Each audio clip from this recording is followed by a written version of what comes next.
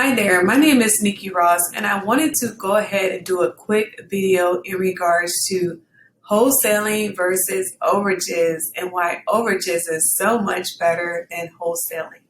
So let's go ahead and get started about the traditional ways to start in real estate investing. And in these three, I have exhausted them all, but I have found one that I love the most, and I actually have a passion for it. So the first one is to bid on properties.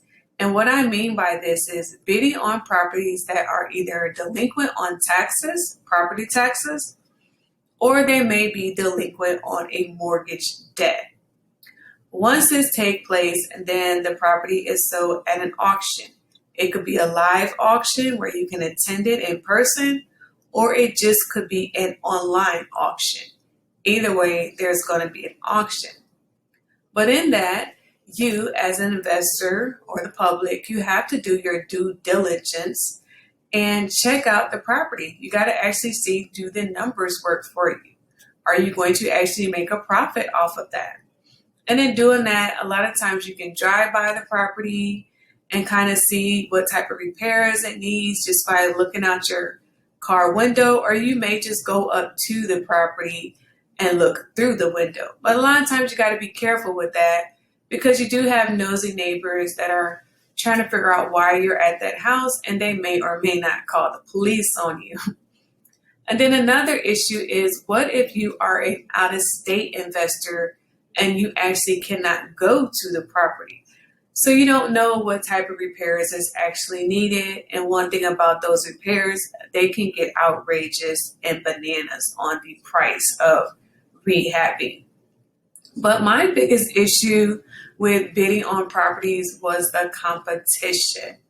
Once I started bidding on properties, I noticed that once you place a bid, you will have investors just drive that bid all the way up. And sometimes they can drive that bid up past retail value. And at that point, it's not of any value to you because you don't want to pay the retail value as if it was on the MLS. You want to get it at a discount price.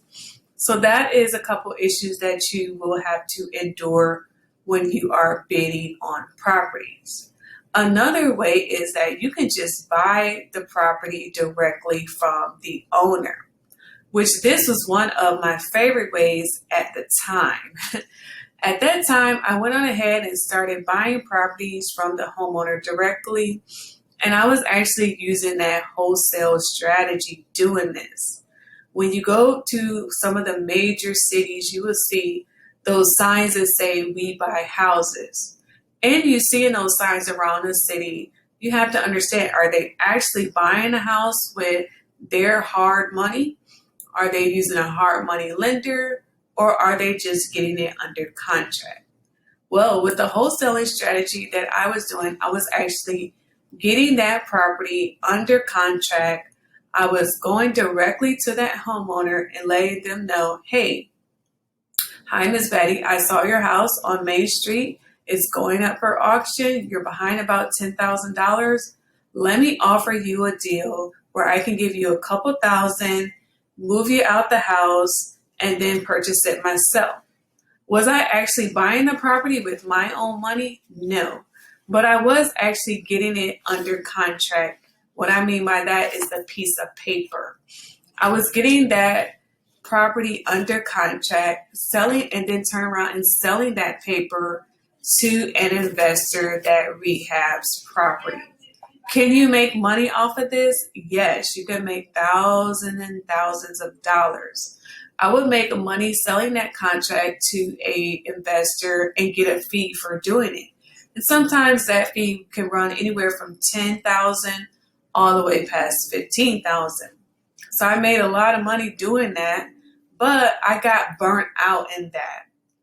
The reason why I say I got burnt out because I wasn't doing that strategy actually how it needed to be. I wasn't exhausting it to the fullness.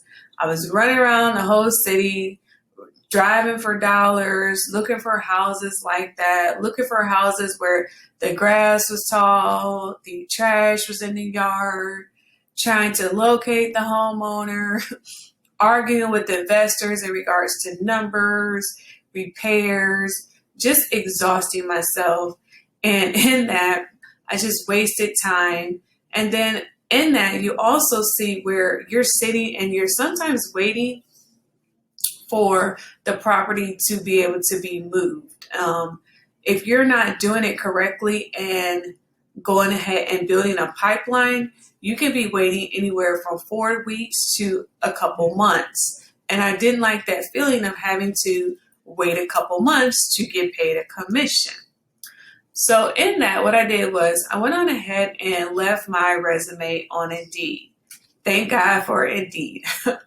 Once I left my resume on Indeed, then I had an attorney contact me. He said, hey, I see on your resume that you were doing some real estate investing.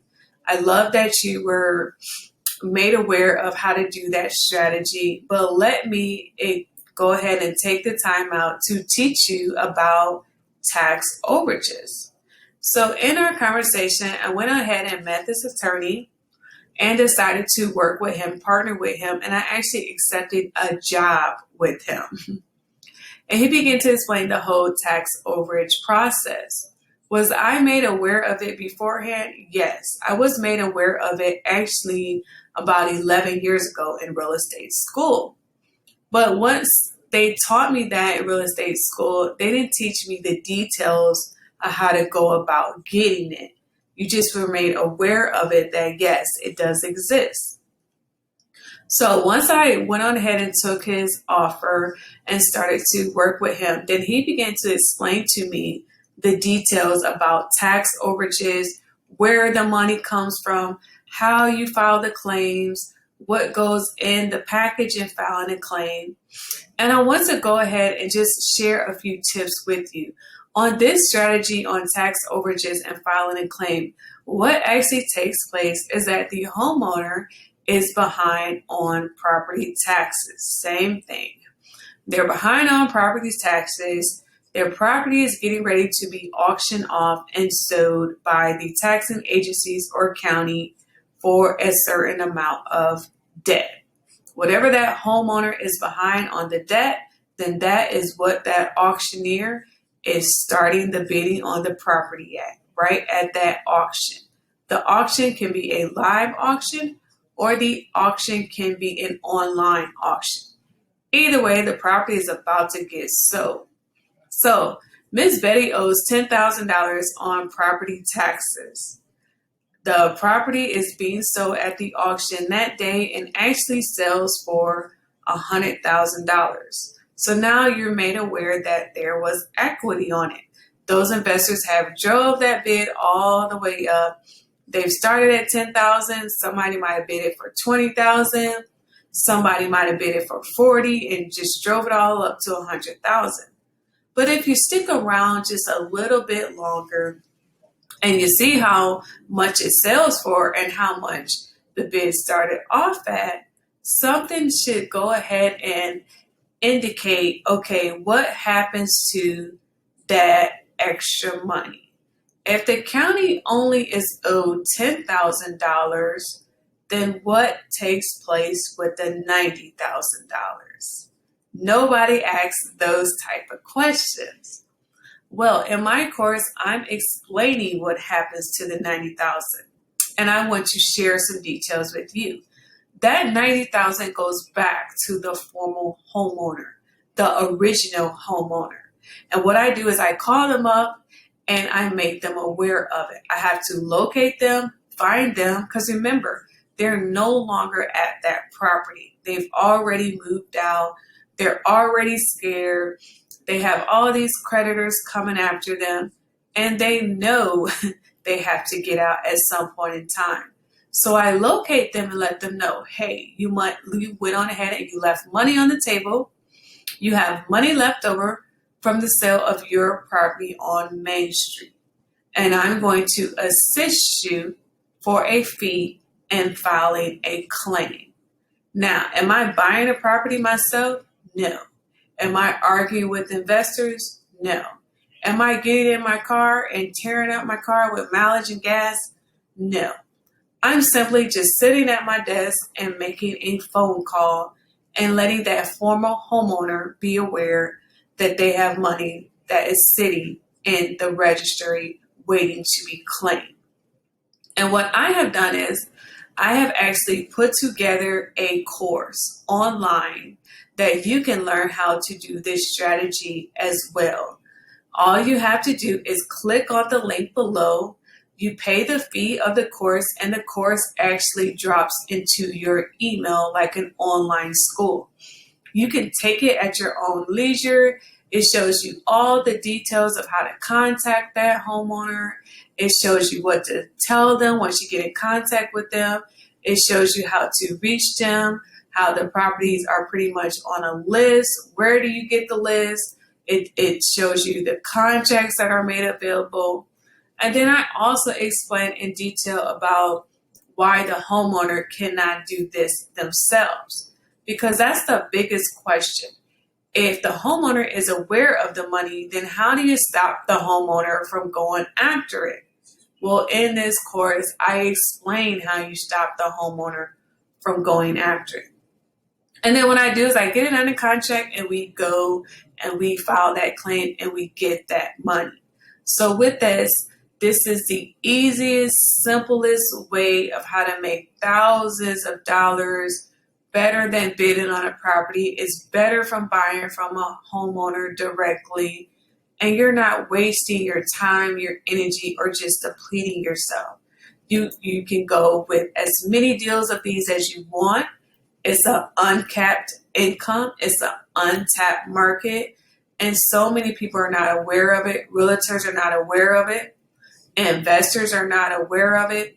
And I've made it awareness to the public on how to work this strategy in doing tax overages and filing a claim. So go ahead, click the link below and start your journey on tax overages. And the good thing about tax overages is you can do it in any city or any state. It doesn't matter. All you have to do is understand the laws and learn how to navigate. And in this course, I'm sharing tutorials and PDFs and the full detail of how to navigate. So I'll see you soon.